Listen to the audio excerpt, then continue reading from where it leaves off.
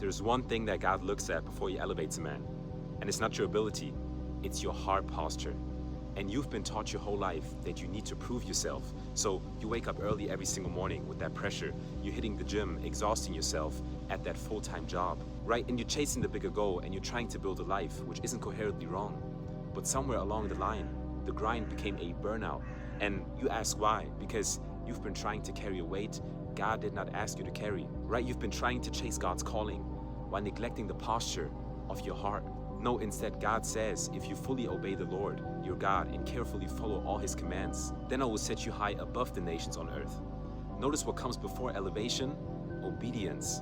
And obedience begins long before your actions.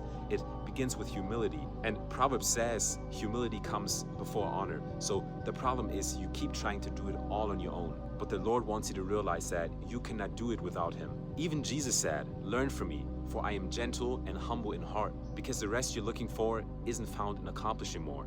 It's found in taking on the heart of Jesus and not your own. So the goal shouldn't be to grind harder or to accomplish more things.